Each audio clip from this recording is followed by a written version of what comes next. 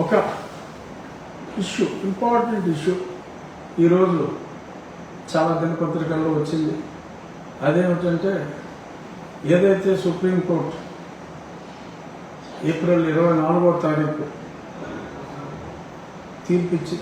మార్చి 24వ తారీఖు తీర్పిచ్చిందో చింతాడ ఆనంద్, పాస్టర్ చింతాడ ఆనంద్ అనే వ్యక్తి విషయంలో ఆ పాస్టర్ నా మీద ఎవరో దాడి చేశారు అని ఎస్సీ అట్రాసిటీస్ కేసు పెడితే పోలీసులు గుడ్డిగా దొంగపోతు ఏంటంటే దోణ కట్టేయండి అనే చందంలో మరి వాళ్ళు కేసు కట్టడం.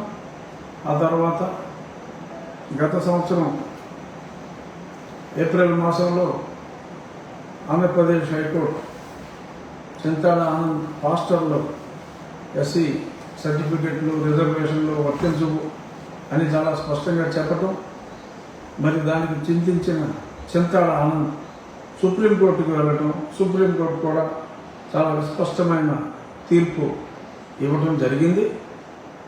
సరే, ఆ తర్వాత ఆటోమేటిక్గా అసలు హైకోర్టు తీర్పు వచ్చిన తర్వాతే, పాస్టర్ అని చెప్పిన తర్వాతే ఆ జిల్లా యంత్రాంగం మరి ఎందుకు కళ్ళు మూసుకుపోయిందో అర్థం కావటం లేదు. ఆ జిల్లా యంత్రాంగం, ద కలెక్టర్ ఇస్ రెస్పాన్సిబుల్. బహుశా ఆ కలెక్టర్ గారు, నాకు తెలియదు, ఆయన ఎవడో నాకు తెలియదు, ఆయన ఏ సర్టిఫికేట్తో కలెక్టర్ అయ్యాడో కూడా నాకు తెలియదు. ఇప్పుడు అనుమానాలు వస్తున్నా. ఖచ్చితంగా ఒకసారి హైకోర్టు చెప్పిన తర్వాత సుప్రీంకోర్టు తీర్పు వరకు వెయిట్ చేయవలసిన అవసరం లేదు. మరి వాళ్ళు కంపల్సరీగా అప్పుడే సర్టిఫికేట్ రద్దు చేయాలి హైకోర్టు చెప్పిన తర్వాత. మరి అయినప్పటికీ వెయిట్ చేశారు. సుప్రీంకోర్టు తీర్పు వచ్చింది, ఆ వెంటనే అయినా సరే చేయాలి. ఆ వెంటనే కూడా మరి ఆ బాపట్ల జిల్లా collector, I don't know who he is, but ఇంకా సర్టిఫికేట్ రద్దు చేయకుండా తాత్సారం చేయటం ఖచ్చితంగా it is contempt. He has to be arrested. సరే, కంటెంప్ట్ వేస్తే సరే, మళ్ళీ న్యాయస్థానం ఇక్కడ అడిగినట్టున్నారు. అడిగితే మేము విచారం చేస్తున్నామంటే మళ్ళీ ఏదో జూన్ మాసానికి, మేలో సెలవులు ఉన్నాయి కాబట్టి జూన్ మాసానికి పోస్ట్పోన్ చేసినట్టుగా చూసాం. It's wrong. ఒకసారి అత్యున్నత న్యాయస్థానం సుప్రీంకోర్టు పాస్టర్ అని చెప్పి అతను చెప్పిన తర్వాత పాస్టర్కి ఈ బెనిఫిట్స్ ఉండవు అని సుప్రీంకోర్టు చెప్పిన తర్వాత జిల్లా కలెక్టర్ ఎవడండి దాన్ని మళ్ళీ కమిటీ వేసి చూడటానికి? సుప్రీంకోర్టు తీర్పుని తప్పంటానికి జిల్లా కలెక్టర్కి అధికారం ఉందా? పాస్టర్ అనే చెప్తూ పాస్టర్ అనే వేసి అతను కేసు ఫైల్ చేసి మరి అంత స్పష్టంగా కనపడతా ఉంటే ఏ కళ్ళు మూసిపోయింది అనుకుంటున్నారా ప్రభుత్వాన్ని? This is totally wrong. తక్షణం అతని సర్టిఫికేట్ని రద్దు చేయకపోతే action has to be initiated against that particular IAS officer who is the district collector who is heading joint collector లెవెల్లో కమిటీ. ఓకే, జాయింట్ కలెక్టర్ మీద కూడా యాక్షన్ తీసుకోవాలి. సుప్రీంకోర్టు పాస్టర్ అని చెప్పిన తర్వాత ఇంకేంటే జాయింట్ కలెక్టర్ మీరు చేసేది అక్కడ ఏం చేస్తారు? So matter is very serious. ప్రభుత్వం కూడా ఇందులో ఇంటర్ఫియర్ అవ్వాలి తప్పకుండా. ఎందుకంటే రాజ్యాంగ ఉల్లంఘన ఇంత దారుణంగా జరుగుతూ ఉంటే మరి ఈ రకంగా కాలయాపన చేయటం అనేది అది కరెక్ట్ కాదు. ఇది చెప్పాలి అనే ఉద్దేశం మీద నేను మీ ముందుకు వచ్చా. పనిలో పనిగా నిన్న కొంత క్లారిఫై చేశా.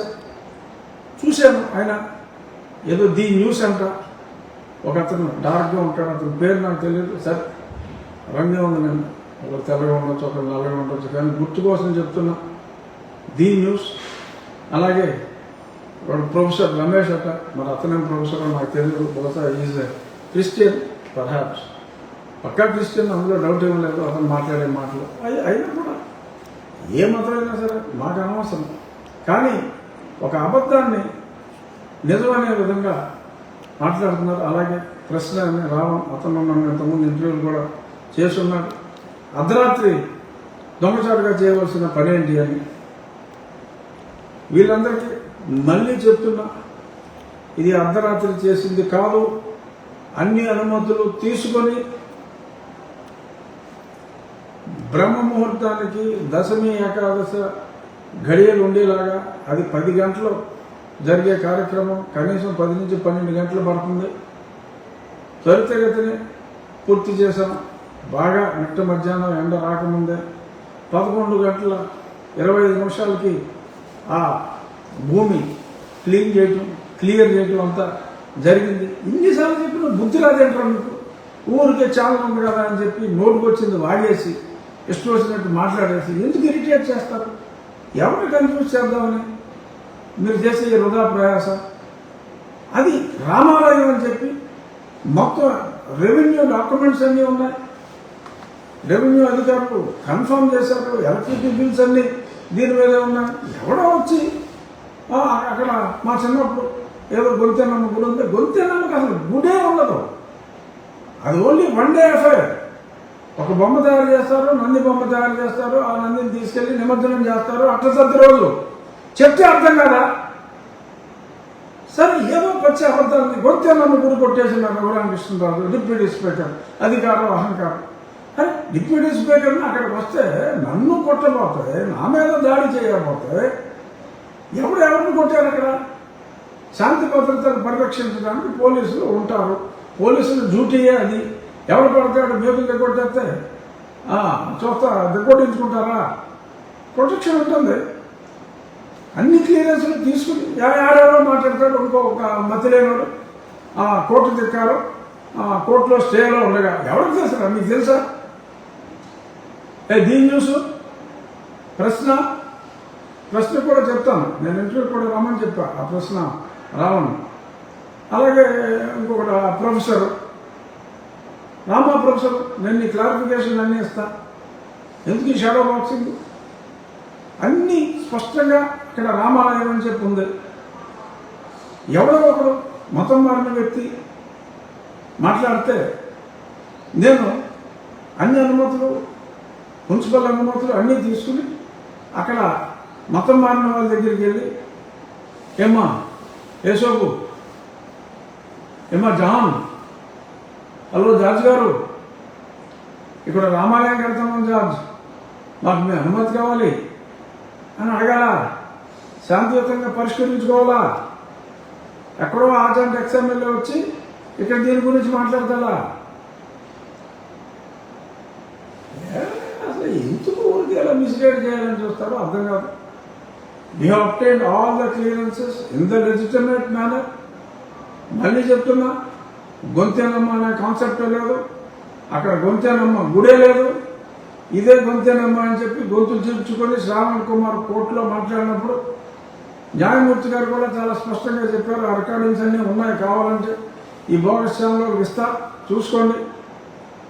చాలా స్పష్టంగా అదే అక్కడ డెలాపిటేటెడ్గా ఉండి చెత్తంతా అక్కడ వేసి టెంపుల్ ఉందని ఇప్పుడు మీరు వచ్చి మాట్లాడతారేంటి? It's in dilapidated condition. We have given, చెప్పాము అక్కడే ఏ అనుమతులు తీసుకోకుండా మేము ఎటువంటి పని చేయమని. అప్పుడు ఆ లాయర్ కూడా అదే మాట చెప్పాడు. మేము అడిగేది కూడా అదే, అనుమతులు లేకుండా చేయడానికి వీల్లేదని. అని ఎందుకు మీ క్రిస్టియన్స్కి ఇప్పుడు దాకా ఎవరు ఎదురు చెప్పలా? మీరు తన్నితే తన్నించుకున్నారు.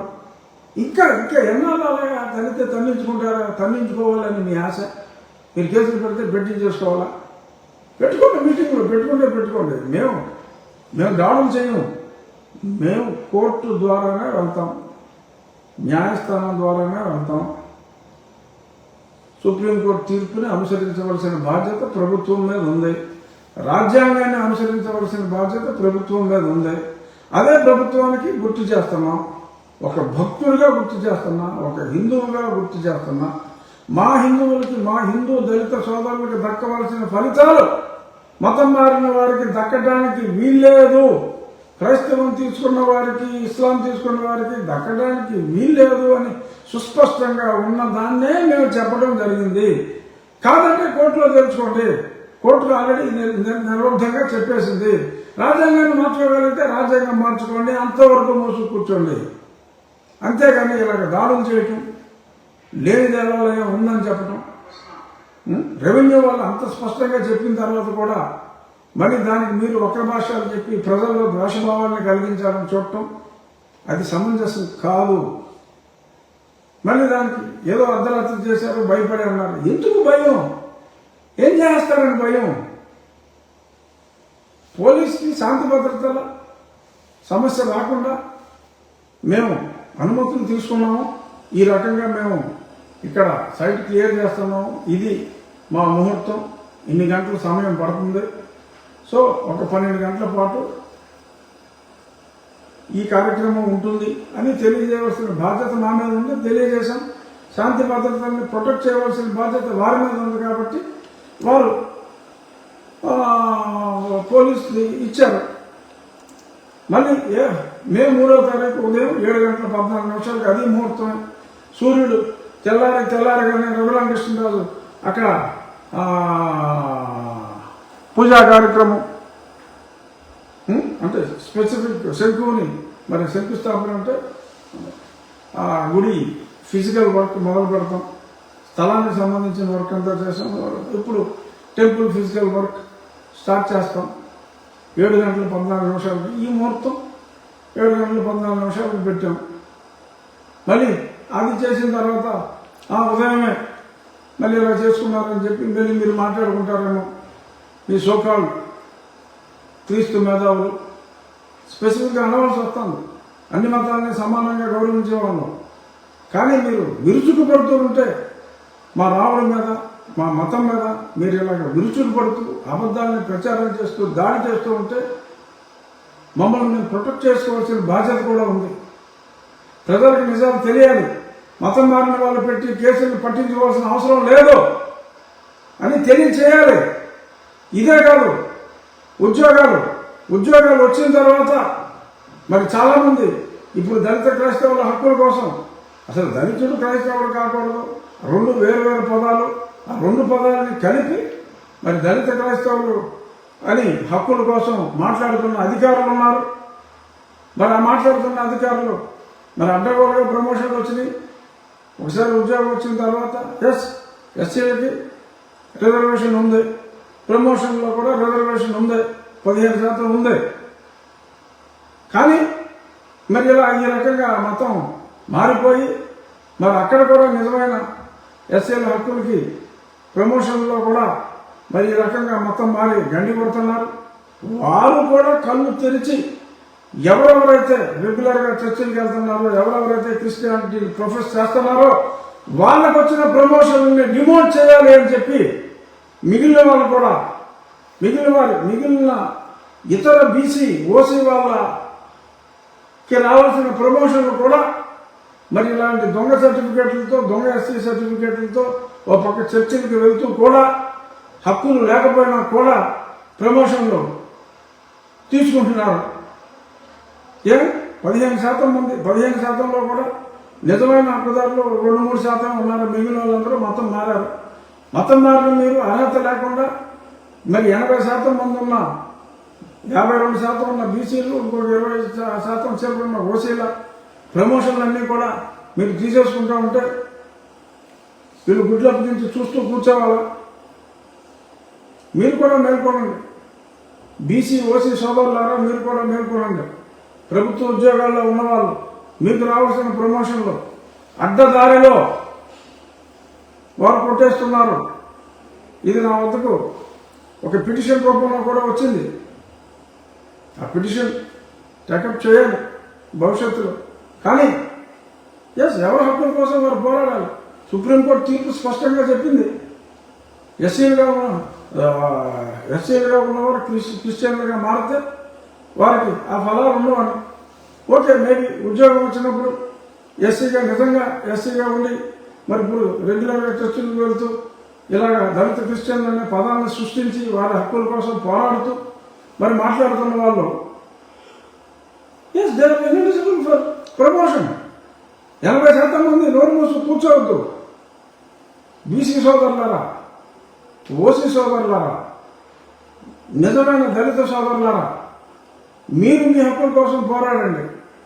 మతం మారి మీ ప్రమోషన్లు, మీకు రావాల్సిన ప్రమోషన్లు తీసుకుంటున్న వారిని ఉపేక్షించొద్దు. అయిపోయినాయి. ఉపేక్షించే రోజులు అయిపోయినాయి.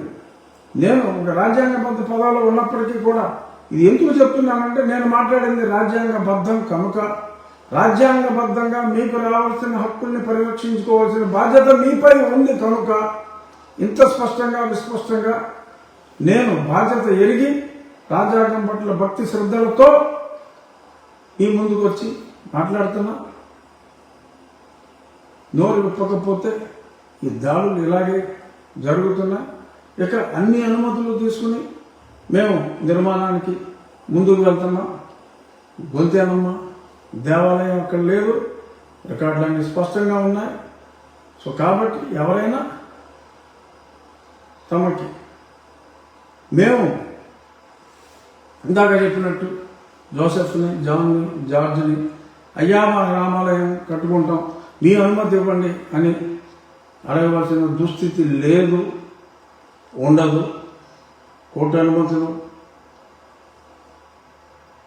కోర్టు తీర్పు ప్రకారం అన్ని అనుమతులు తీసుకుని మేము ముందుకెళ్తున్నామని చెప్పి మరొక్కసారి తెలియజేస్తూ, చిత్రాల ఆనంద్ని ఆ డిస్ట్రిక్ట్ కలెక్టర్ ఇమ్మీడియట్గా ఆ సర్టిఫికేట్ రద్దు చేయాలి అని డిమాండ్ చేస్తూ, బీసీ ఓసీ నిజమైన అంటే మొత్తం మారని దళిత సోదరుల ప్రమోషన్ హక్కుల కోసం ఈ టీచర్లే కాదు అన్ని రకాల ప్రభుత్వ ఉద్యోగులు కూడా మీ హక్కుల కోసం 80% ఉన్నాం. పోరాడాలి, తెలియచేయాలి, ప్రభుత్వ పెద్దలకు తెలియచేయాలి. సో ఇది మరొకసారి సంయమనం, మత సంయమనం అత్యంత అవసరం. మనం సెక్యులర్ దేశంలో ఉన్నాం. అన్ని మతాలని దయచేసి గౌరవించండి, అబద్ధాలను ప్రచారం చేయకండి అని మరొక